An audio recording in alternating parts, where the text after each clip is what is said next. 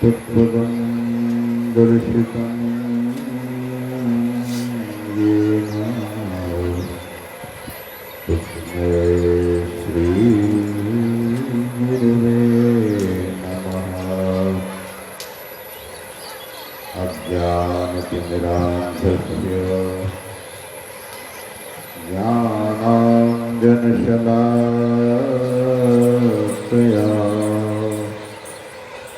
चक्षुरुन्मीलितं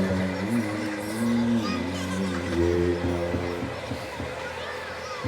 तस्मै श्रीगुरुवे नमः।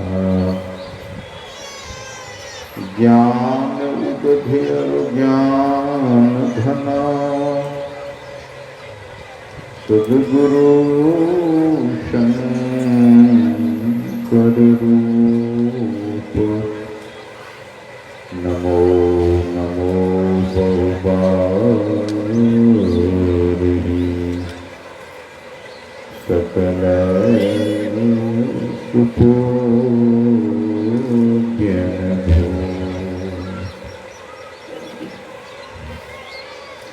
बोलिए श्री सद्गुरु महाराज की जय।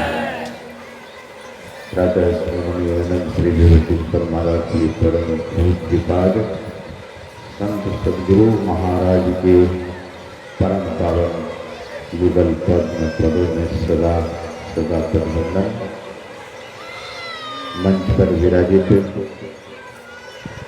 मुद मंगल में पूज्य साधु समाज, सत्संग में समुपस्थित परम सम्माननीय सत्संग प्रेमी सदात्माओं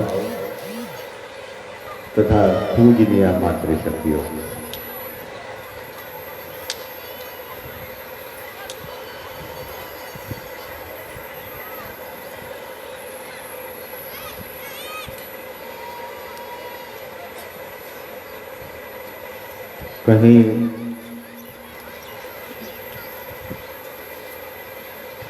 कहीं जाना होता है, आपको ट्रेन पकड़ना हो, ट्रेन से भी ज़्यादा फ्लाइट पकड़ना हो तो कितनी जल्दी होती है कि समय से पहुंचे।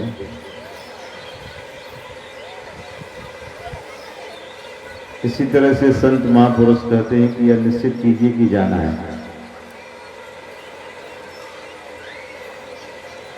संसार में कोई 5 वर्ष रह रहे थे, कोई 5 महीने भी रहते, कोई 5 दिन ही रहते,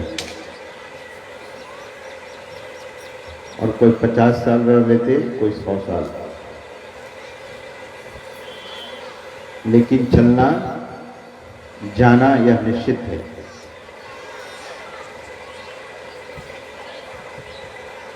तुम्हारे श्रद्धे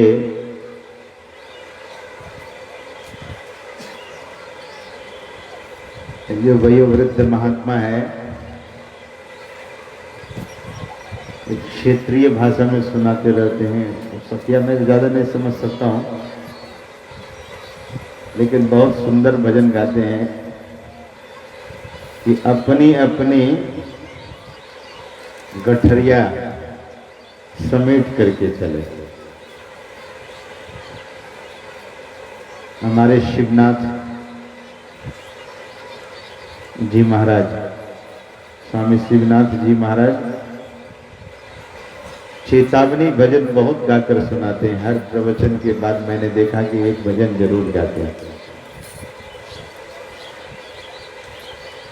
और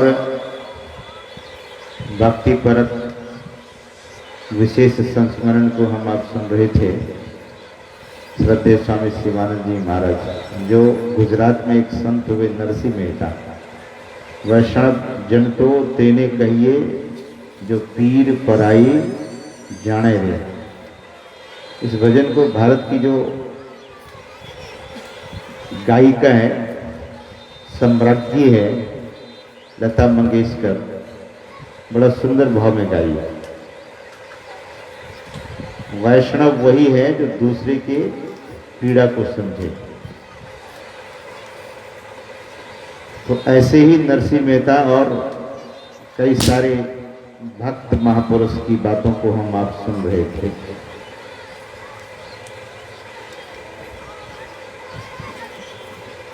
श्रीमद् भागवत में एक कथा आई है। युधिष्ठिर जी महाराज प्रतिदिन साधुओं को भोजन कराते थे।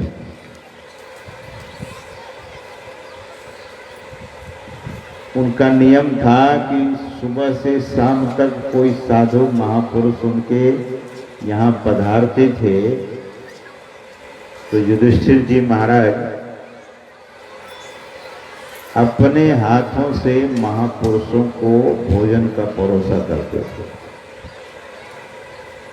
ध्यान से सुनिएगा,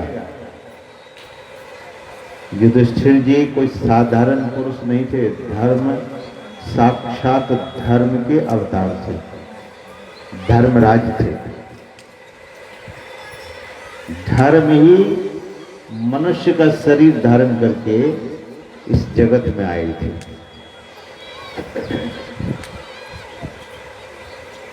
ध्यान से आप सुनेंगे कि धर्म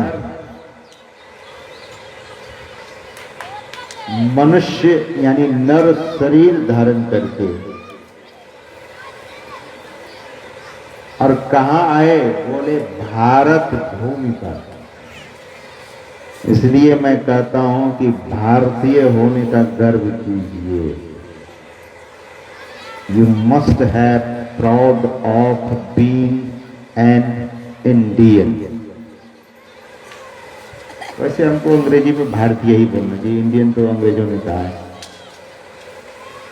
अब पता नहीं जितने प्रधानमंत्री आते हैं ये इंडिया बदलते ही, जबकि इंडिया गाली चल जाए। भारतीय दुनिया में किसी भी देश का नाम दो तरह से नहीं है, अंग्रेजी में अलग, हिंदी में अलग, भारत का ही नाम होता है। लेकिन हम सबों को भारतीय होने का गर्व अवश्य होना चाहिए। और सज्जनों, मैं तो बाहर के मुल्कों के लोगों की प्रार्थना को भी सुना। जापान के लोग प्रार्थना करते हैं परमात्मा से, ईश्वर से, भगवान से कि अगर अगला जन्म देना तो भारतवर्ष में हमें देना। यहाँ की संस्कृति बहुत विलक्षण रही है। हम शुरू से सभ्य रहे हैं, हम भारतीय। सज्जनों,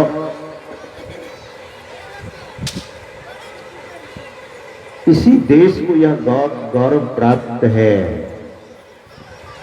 कि इस देश में भगवान श्री राम का अवतार हुआ।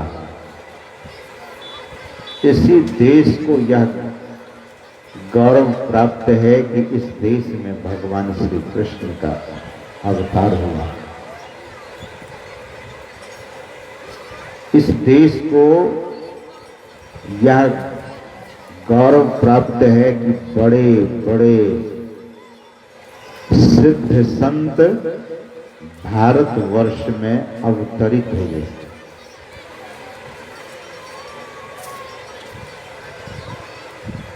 दुनिया में मैं बिल्कुल लेटेस्ट बात सुनाता हूं आप लोगों को, कदाचित कभी सुने होंगे तो। एक एप्पल मोबाइल है, आप लोग जानते होंगे, पढ़े लिखे लोग जानते हैं। एप्पल महंगा वो फोन है, उसका कंप्यूटर है, लैपटॉप है, बहुत कुछ है लेकिन सब महंगा है। दुनिया के जितने बड़े बड़े लोग हैं, बड़े बड़े का मतलब धनी और धनी लोग, सबके और बड़े ऑफिसर के हाथों में, सबके हाथ में एप्पल फोन और एप्पल लैपटॉप। और एप्पल मतलब तो समझते ही होंगे, पढ़े लिखे लोग हैं, सेब सेब। लेकिन उस एप्पल फोन पे जो सिंबल है एप्पल का, वो कटा हुआ एप्पल है, दांत से काटा गया। नीम करौली बाबा थे नैनीताल में, हमारे उत्तराखंड में जहां हम लोग रहते हैं, सिद्ध महापुरुष थे। एक अमेरिका का जो सबसे बड़ा ड्रगिस्ट और ड्रग उत्पाद करता था, उसका दिवाला हो गया। तो सोचा कि भारत देश घूमने जाते हैं, तो सोचे हिमालय में घूमने जाएंगे, तो नैनीताल गए, बहुत जगह गए। नैनीताल में नीम करौली बाबा से उनका दर्शन हो गया।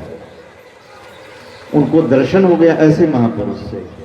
कुछ विदेशी उनके साथी लोग पकड़ के लाए कि चलो तुम बहुत अशांत हो, भारत में ऐसे ऐसे तत्वज्ञ पुरुष हैं, ऐसे ऐसे बिरले महापुरुष हैं कि हैं तो मनुष्य शरीर में लेकिन परमात्मा सदृश है, परमात्मा ही है, ईश्वर है, भगवान है। वह अमेरिकन जब उस महात्मा का दर्शन किया तो बड़ा प्रभावित हुआ, लेकिन आदत थी ड्रग्स लेने की, ड्रग्स की पील्स। लोग ड्रग्स की टिकिया भी खाते हैं, बहुत तरह का ड्रग्स निकला हुआ है। तो बच्चे लोग भी उसके शिकार होते जा रहे हैं, आजकल के जो नए बच्चे हैं। और उधर आप यहाँ जितने बच्चे हैं, जितने युवक हैं, जितने युवतियां हैं, जितने भाई बहन हैं, कभी भी किसी के कहने पर वो ड्रग्स मत लेना, नहीं तो जीवन बर्बाद। और 5-6 साल की उम्र में ही वो बच्चा मर जाता है जो स्मैक वगैरह लेता है। खतरनाक ड्रग्स सब निकला हुआ है। तो सज्जनों, वह ड्रग्स, वो ड्रगिस्ट जो अमेरिकन था, तो बाबा के सामने ही वो पिल्स खा लेता था कि थोड़ा मस्ती रहेगा, थोड़ा नशा रहेगा। तंबाकू खाने वाले को नहीं देखते, पता नहीं क्या होता है तंबाकू खाने से, समझ में नहीं आता। खरीदते हैं पैसे दे करके, थूकने के लिए खरीदते हैं, समझ में नहीं आता मुझे। तो तंबाकू खरीद करके हाथ को गंदा करते हैं, उसमें चूना डालते हैं। और सुना कि चूना और तंबाकू एक ही साथ मिलता है, जिसको खैनी बोलते हैं। उसको लोग हाथ में लेकर हाथ को गंदा करते हैं, फिर मुंह को गंदा करते हैं, इधर थूकना, उधर थूकना, उधर थूकना, उधर थूकना। ये कौन सा ट्रेडिशन है? मुंह में जो लार है ना, जिसको अंग्रेजी में सलीवा बोलते हैं, that is nectar to nourish your body. शरीर के लिए बहुत बड़ा पोषक तत्व है जो थूक है, थूक, लार। उसको ना समझ लो, उसको मूर्ख लोग क्या करते हैं, खा करके दांत और होठों के बीच में डालते हैं।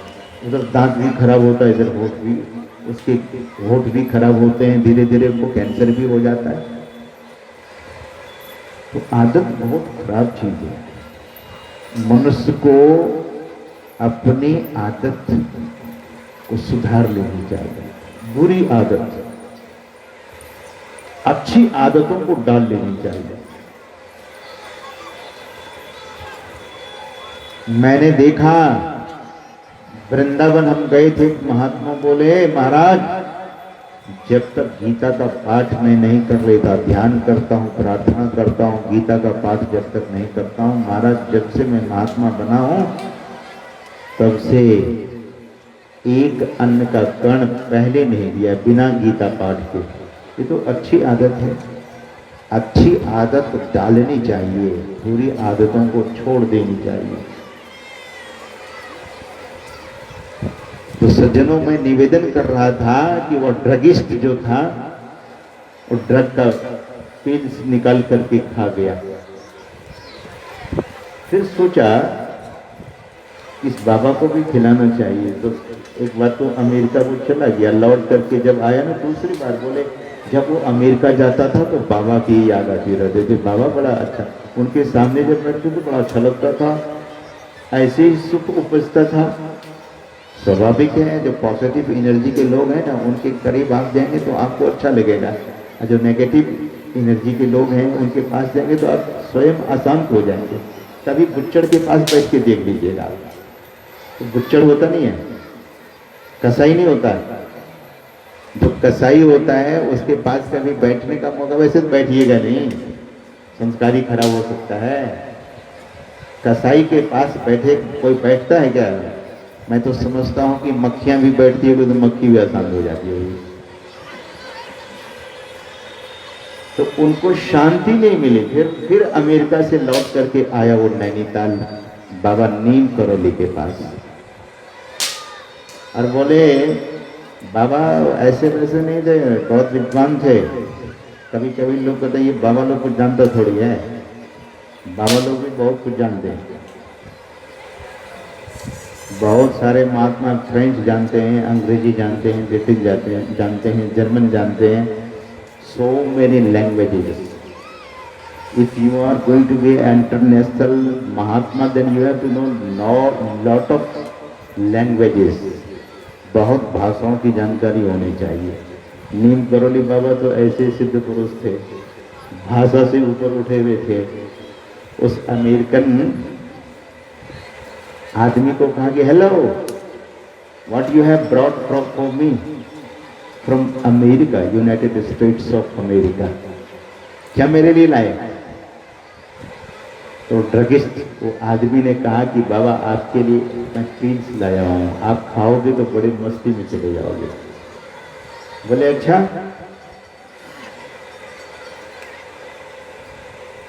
कहाँ है दिखाओ जरा। तो 2-3 नशा का जो टिकिया था ना, गोली थी ना, वो दिखाया। बोले बाबा एक खा लीजिए, देखिए कितनी मस्ती आएगी आपको। बाबा ने कहा कि एक से काम नहीं चलेगा, तुम्हारे पास है कितना वो दिखाओ। बोले मेरे पास तो पूरा डब्बा है। तो बोले डब्बा यहाँ दो।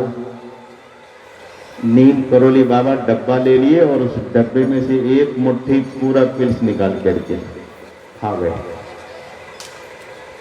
अगर वो ड्रग्स की पिल्स 3 कोई खा ले तो उसकी मौत हो जाती है। वो फिर उसकी वो होश में नहीं आता। अगर 3 पिल्स खा ले, 4 खा ले तो जय जय सिया राम हो जाता, मर ही जाते वाले। बाबा एक मुट्ठी वो ड्रग्स का पिल्स खा गए। अमेरिकन ने कहा कि बाबा यू आर गोइंग मैड, पागल हो रहे हो क्या, मत खाओ। बाबा मत खाइए, आप मर जाएंगे। लेकिन बाबा सुनेगा, बोले स्टॉप, डोंट स्क्रीम, चिल्लाओ मत, मुझे खाने दो, देखते तुम्हारे पिल्स में क्या दम है। एक मुट्ठी पूरे नशे की गोली खा गए। दुनिया के लोग 1-2 थैमेट की गोली खाते तो ऊपर चले जाते थे, और बाबा पूरे मुट्ठी भर खा गया। अमेरिकन आंख फाड़ करके देखने लगा कि अब मरेगा तब मरेगा। बाबा अब मर जाएंगे तब मर जाएंगे, अब सांस रुकेगी तब सांस रुक जाएगी। तो देखता ही रहा, हटता ही नहीं रहा। बोले बाबा आर यू ओके?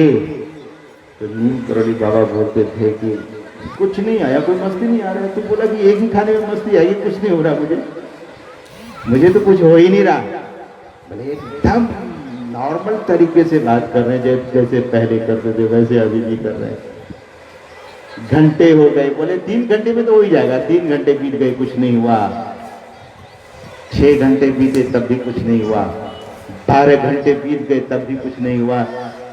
अमेरिकन ने कहा कि ये कौन सी विद्या पढ़ी है जो जहर को भी हजम कर देते हैं। यह है भारत के संत। भारत के संत कैसे होते हैं? जिसने योग विद्या को सिद्ध कर लिया है। ऐसे भारत के संग वो अमेरिकन को इतनी श्रद्धा हो गई, इतनी श्रद्धा हो गई कि नीम करोली बाबा के चरणों में लिपट गया और बोले, बाबा आप तो कुछ भी कर सकते हो, अब आशीर्वाद दो, मेरा तो दिवाला हो गया है, कुछ करूं। उस समय तो बाबा कुछ नहीं बोले, बोले जाओ घूमो फिरो। वह अमेरिकन घूमते फिरते नैनीताल के बाजार में गया और वहां कुछ सेब खरीद करके, बढ़िया सेब खरीद करके लाया, उनके चरणों में चढ़ाया और फिर बोले, महाराज आशीर्वाद दे दीजिए।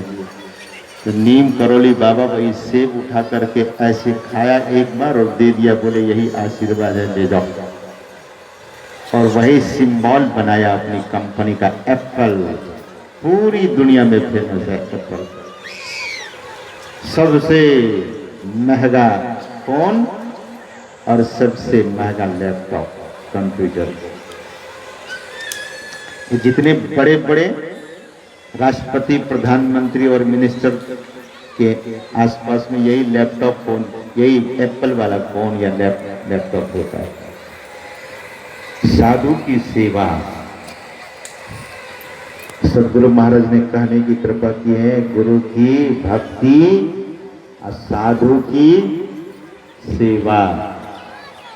हम बाहर के महापुरुषों की बातों को नहीं सुना रहे हैं, संत सदगुरु महाराज का पावन विग्रह हम आपके बीच में सुशोभित है और यहीं इनका पैतृक भूमि बगल में है। और हमें तो हैरानी होती कभी कभी, बहुत लोग दीक्षा नहीं लिए हैं, कहते हैं कि ये यहीं पे थे। कहावत है कि दूर का ढोल सुहाना लगता है। इतने बड़े महापुरुष हुए जिनकी पूजा आज जापान में हो रही है।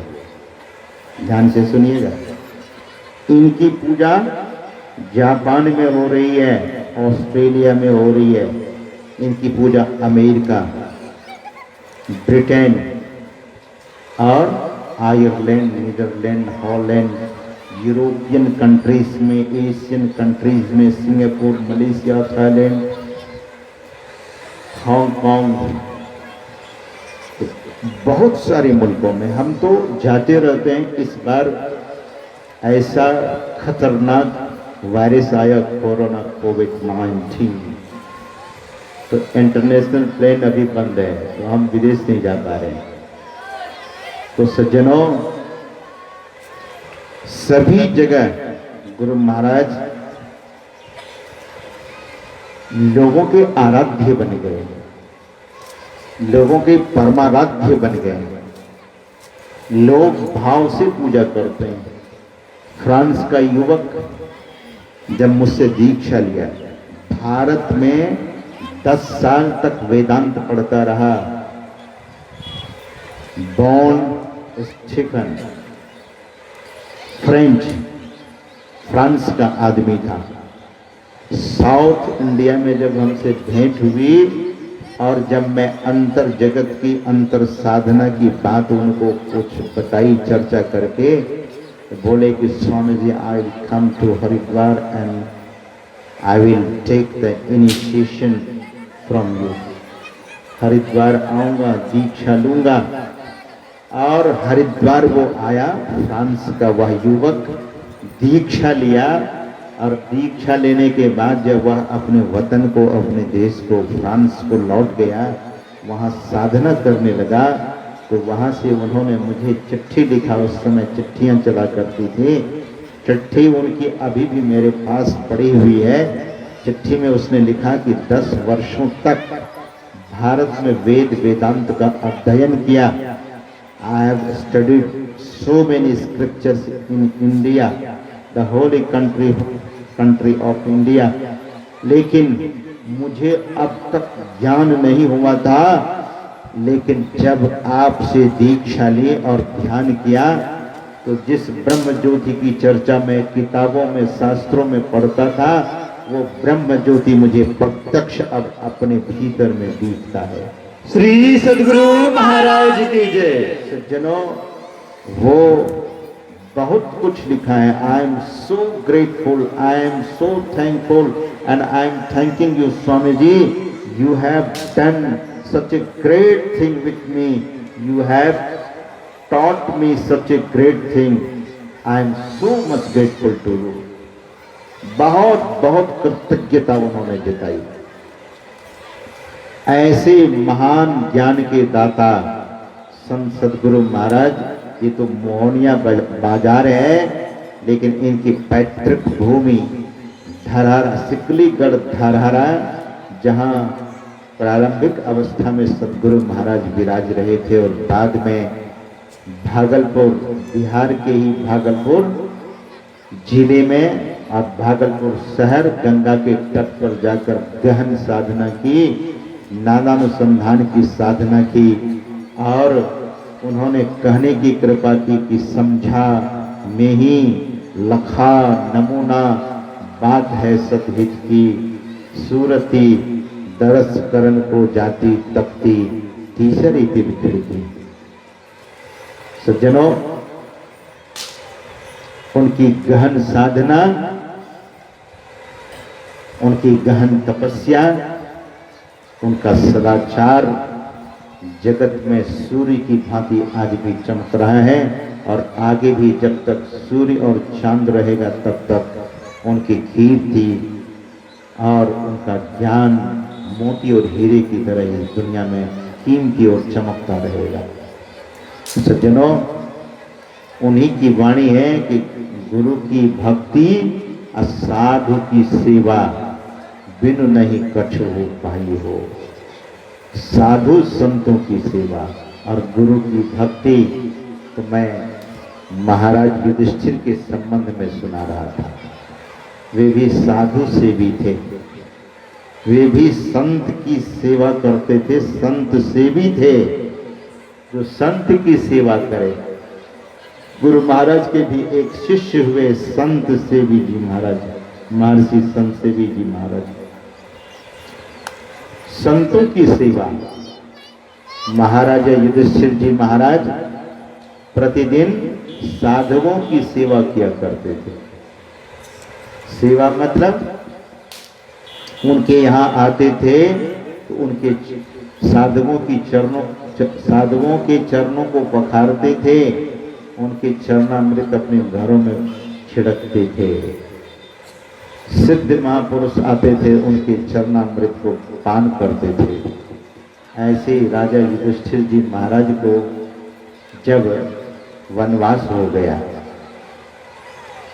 तो वनवास हुआ तो जब वनवास हुआ तो न तो वहाँ कोई महल है, न कोई खजाना है, न राजपाट, न ही कोई पटरानियां वगैरह है, केवल द्रौपदी ही साथ में थी।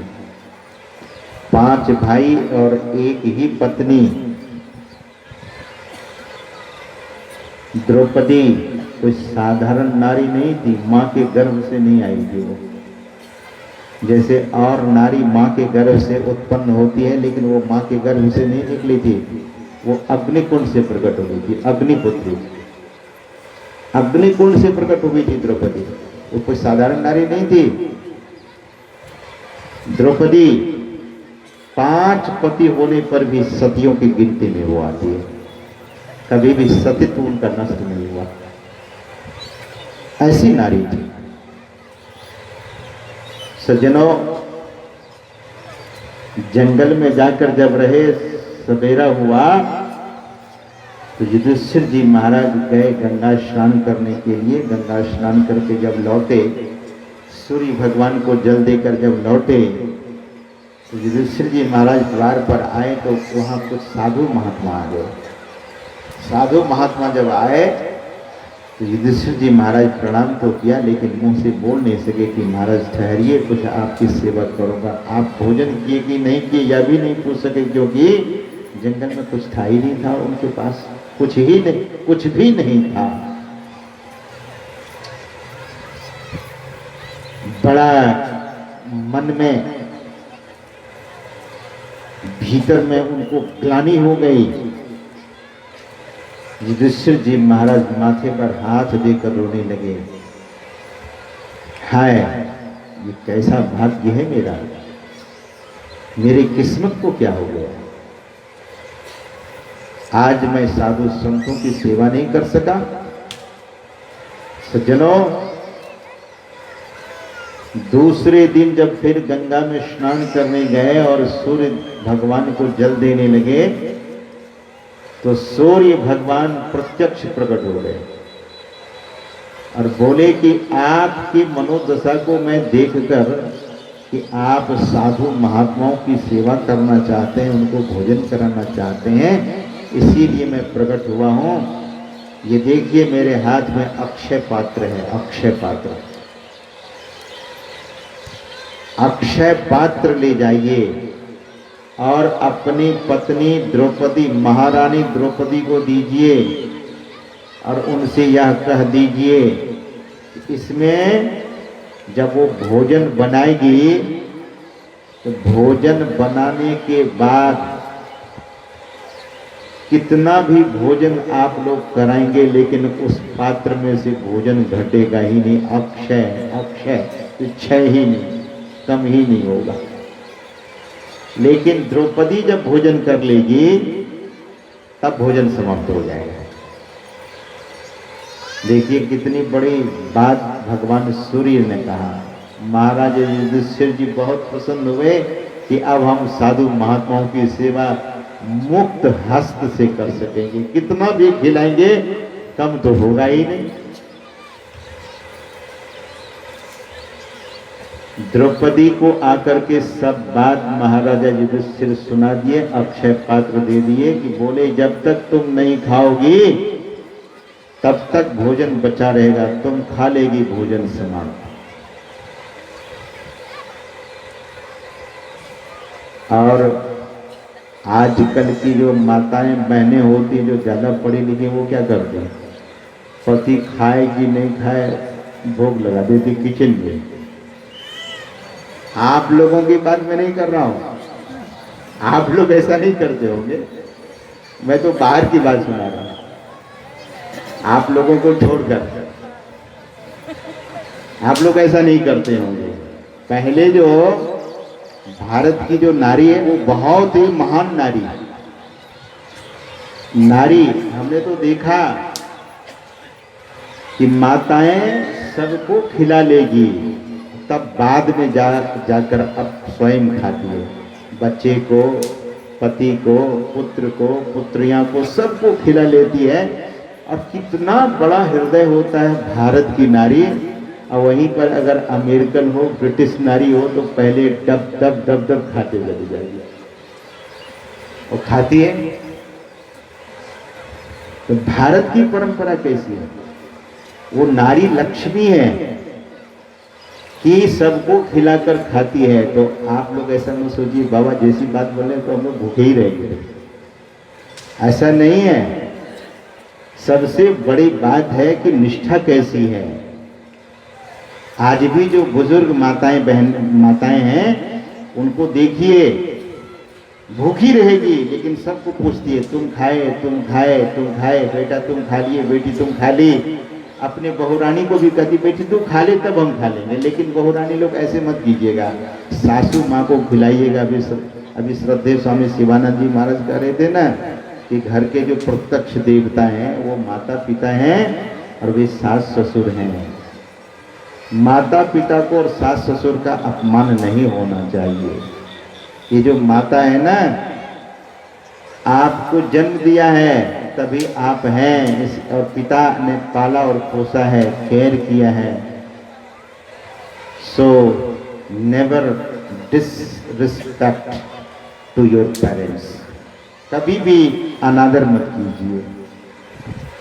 कभी कभी तो लोग कहते हैं कि बूढ़ा मरता भी नहीं जल्दी, कितना खाएगा। अरे इतना कमा करके दिया है, क्यों ऐसे शब्द को बोलते हैं। सज्जनों, इस बात को याद रखिए, हम भारतीय हैं, भारतीय हैं। हमारी संस्कृति बहुत ही विलक्षण और विरल संस्कृति है। हमारी विरासत बहुत विलक्षण है।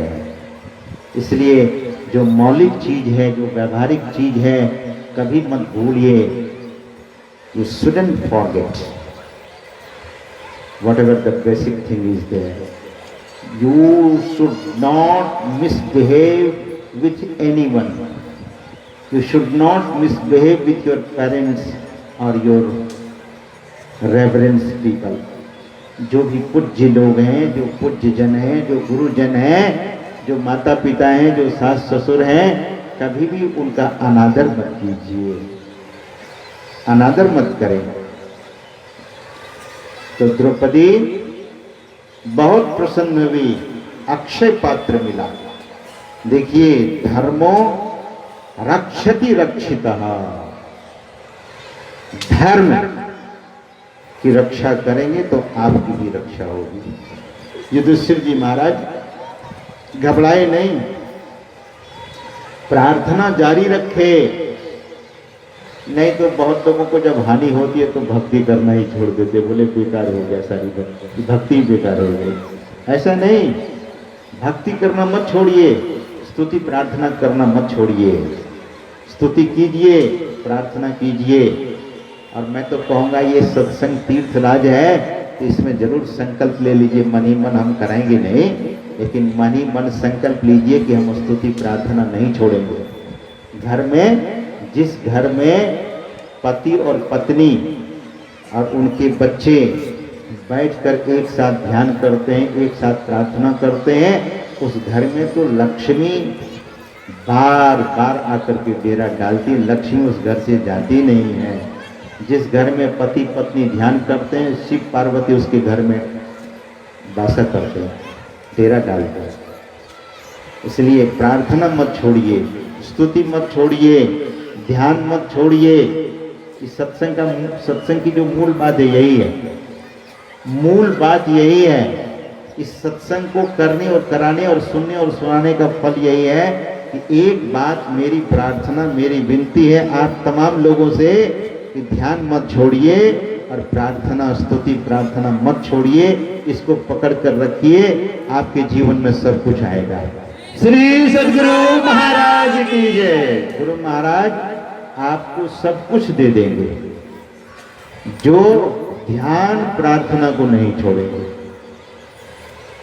सज्जनों, परीक्षाएं होती हैं बहुत, लेकिन घबराना नहीं चाहिए।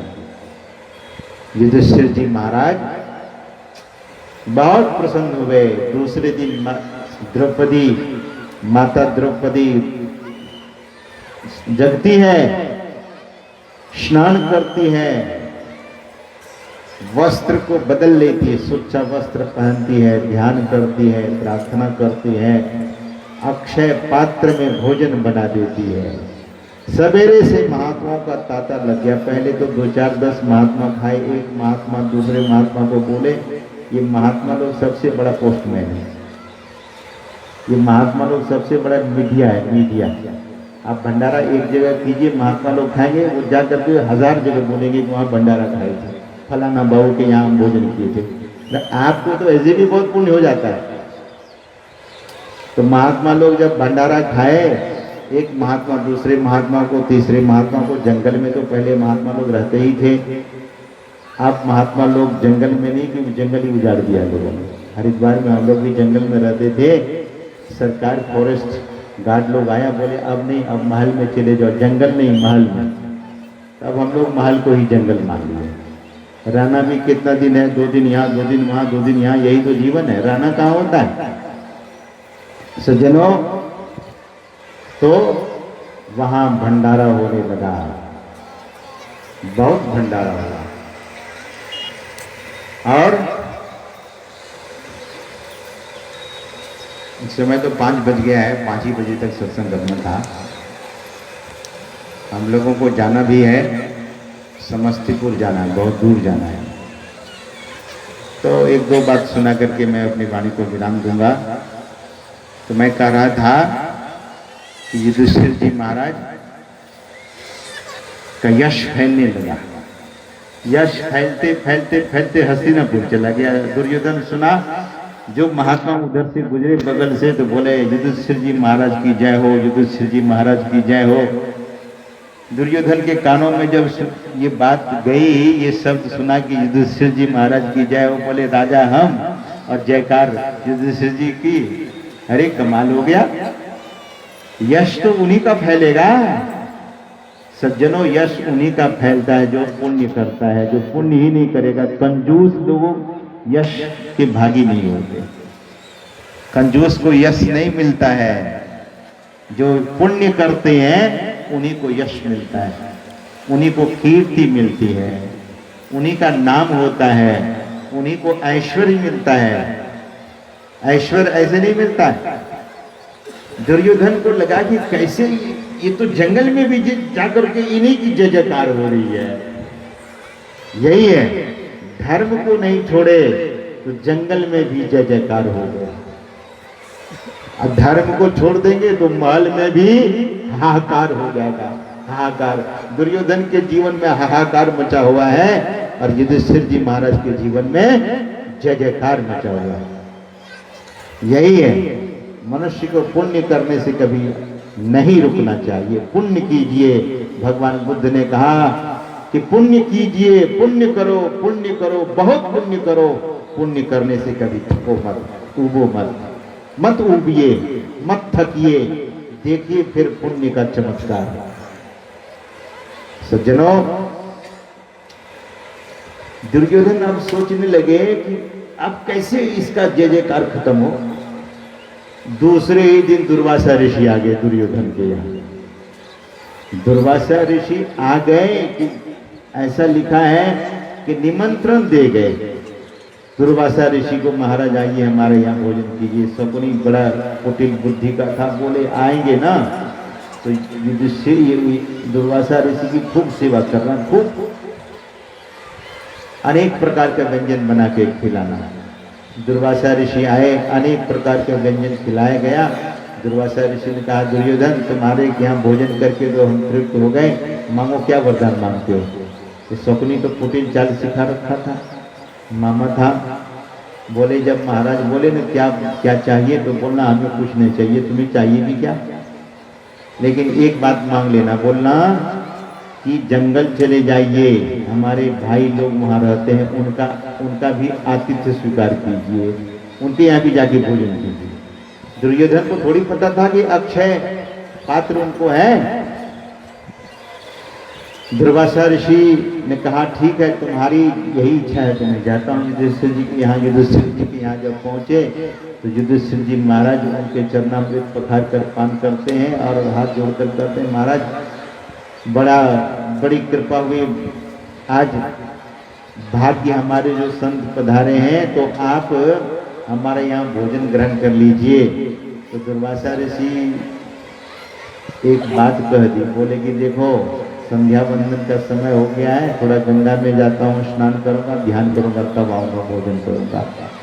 तो गनीमत इतना हो गया। अगर तुरंत ही कहते कि लाओ भोजन तो मुश्किल ही हो जाता, क्योंकि द्रौपदी खा चुकी थी, भोजन समाप्त हो गया था। दुर्वासा ऋषि उधर गए, युधिष्ठिर जी महाराज भीम को भेजे कि जाओ देखो भोजन है कि नहीं। मैं तो निमंत्रण दे दिया लेकिन भोजन है या नहीं है। दुर्वासा ऋषि भीम जब गए अंदर, द्रौपदी से पूछा कि भोजन है कि नहीं, तो द्रौपदी ने कहा मैं तो भोजन कर ली। अरे 10,000 महात्माओं को निमंत्रण दिया है युधिष्ठिर जी महाराज, अब तो प्रलय हो जाएगा, महाराज आएंगे और हम लोगों को साफ देकर भस्म कर देंगे। द्रौपदी क्या करती है, अब पति भी सहारा नहीं है, युधिष्ठिर जी भी नहीं कुछ कर सकते, भीम भी नहीं कर सकते, अर्जुन भी नहीं कर सकते, कोई भी मदद नहीं कर सकते। भक्ति का प्रताप देखिए। भक्ति के संबंध में हम आप लोग सुन रहे थे, द्रौपदी ने क्या किया, भगवान श्री कृष्ण को याद किया। भगवान श्री कृष्ण भोजन पर बैठे थे, रुक्मिणी माता भोजन परोस चुकी थी, अभी 2-4 ग्रास खाए थे कि उठकर चल पड़े। यही तो भगवान श्री कृष्ण करते रहे। माता द्रौपदी ने कहा कि यही तो, जब बैठते हैं तब आप चल पड़ते हैं। बोले एक भक्त पर भीड़ आ गई है, मतलब बहुत दुख का पहाड़ आ गया है, जाना पड़ेगा। आए तो जंगल और द्रौपदी को बोले कृष्णा कृष्णा, द्रौपदी का दूसरा नाम कृष्णा भी। बोले कहाँ हो। द्रौपदी सामने आती है कुटिया से निकलकर, प्रणाम करती है। बोले प्रभु बड़ी कृपा की, आप पधार गए, अब हमें डर नहीं है। बोले वो सब बात छोड़ो, मुझे भूख लगी है, कुछ खिला दो पहले। बोले जो जिस दुख के कारण आपको बुलाए वही दुख लेकर आप भी आ गए।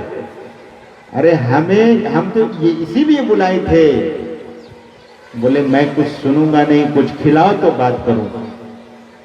बोले कुछ नहीं है मेरे पास। बोले कुछ तो होगा। बोले कुछ नहीं है।